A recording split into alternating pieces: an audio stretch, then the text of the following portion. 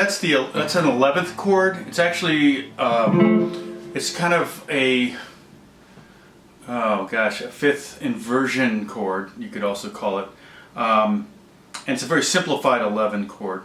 I'm going to explain in a minute. I also call it kind of the Earth, Wind, and Fire chord. And I used to have a guitar synthesizer, and if you set it up with like horns and did this, it would sound like an Earth, Wind, and Fire song.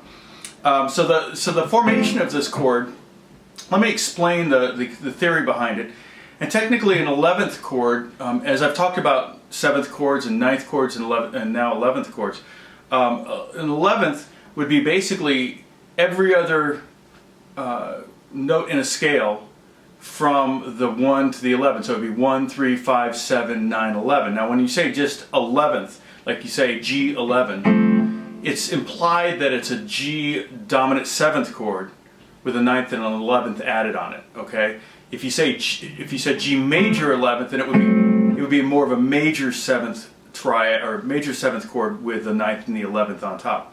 Now if we add all that up, okay, we've got 6 notes. We have the 1, in the case of, let's say, a G11 chord, it would be G, and then the 3rd, which would be B, and then the 5th, which would be D, the 7th would be F, the 9th would be A, and then the 11th would be C. Okay, so you have 6 notes. We don't really need all of those, but if we look at this, the first three notes were G, B, D. Okay, G, B, D, there's your G triad. The next 3 notes were F, A, C.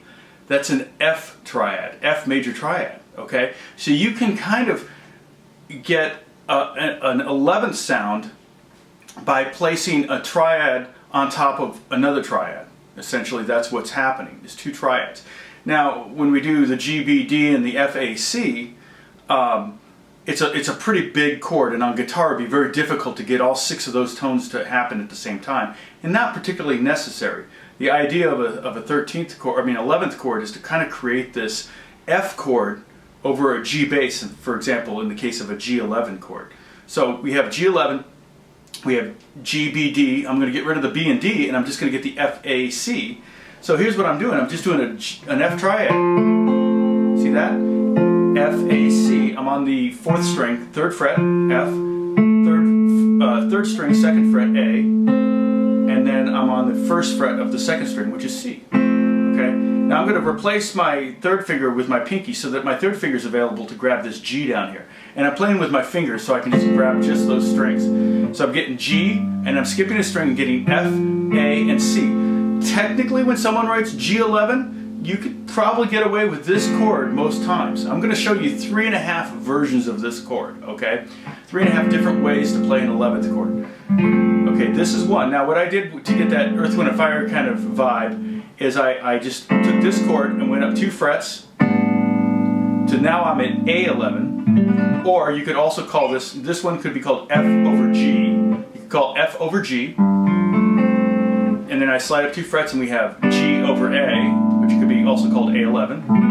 I go up 1 fret, I have A flat over B flat, or B flat 11. Go up another 2 frets, and I have B flat over C, and I'm going to go up 1 fret. So what I'm doing is I'm alternating, going up 2 frets, 1 fret, 2 frets, 1 fret, 2 frets.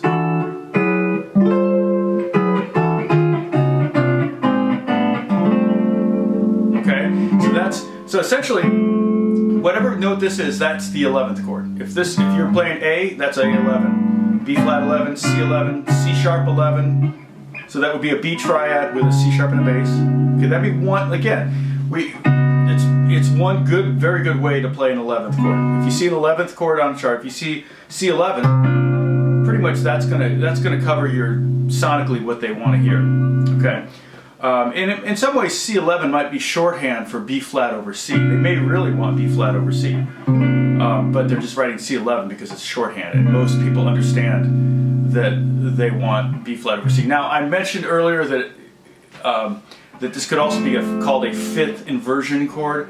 That's where it gets kind of crazy, convoluted, and I don't want to get too crazy into it, but a root inversion F chord would be an F triad like this, for example, with F, root inversions of F at the bottom. First inversion is with the next note in the triad up, the A, the third at the bottom, that would be first inversion, so something like this.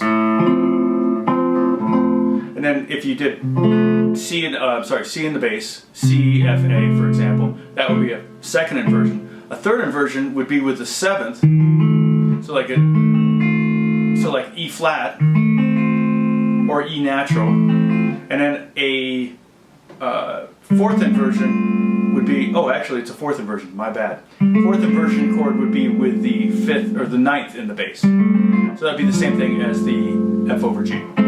Fourth inversion chord. I don't really ever hear it referred to as that. I hear G11 or F over G, one of the two. Okay, so that's one voicing. Okay, with the triad here on the fourth, third, and second string, and then the bass note on the sixth string. Another way we can do it is to grab a triad, like an A triad, right here, the A on the second fret of the fourth, third, and second string again. We're on those three strings. So that's A. We want to put a B in the bass. It's right there, middle four strings. Just make a bar. Just go right there. So if I start on C, that would be C11, middle four strings. And I could hit the top string too. That gets the fifth of the C. That would make it more of a C11 chord, even closer to a C11 chord. This is B flat over C, C over D, or D11. See, I'm just barring one finger. I could do it with simple as that. Grab the middle four strings. Okay, so that's another version, and whatever note this is on the fifth string, that's your 11. That's your chord. So it's C11, D11, E flat 11, F11, F sharp 11, G11, so on and so forth. You pretty much, I'm sure you know all the notes on your A string and on your E string from just all the power chord stuff.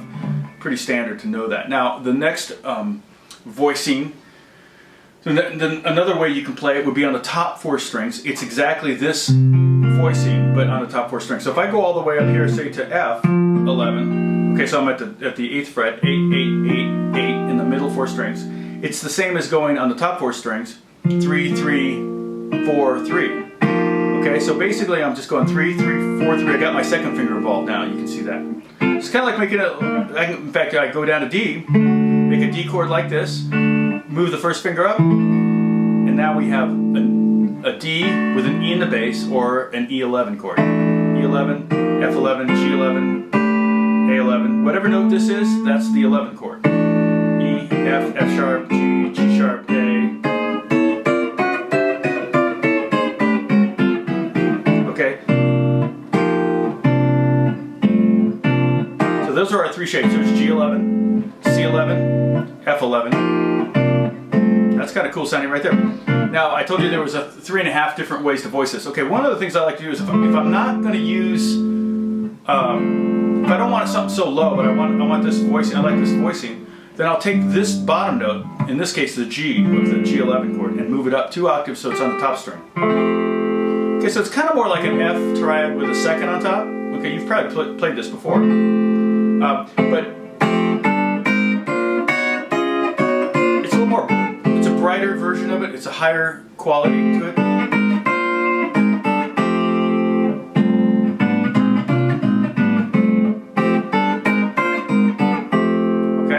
So there's your 3.5 different 11 chords, or I like to call them the Earth, Wind, and Fire chord. Okay, I hope this helps you, and God bless you. I'll talk to you soon.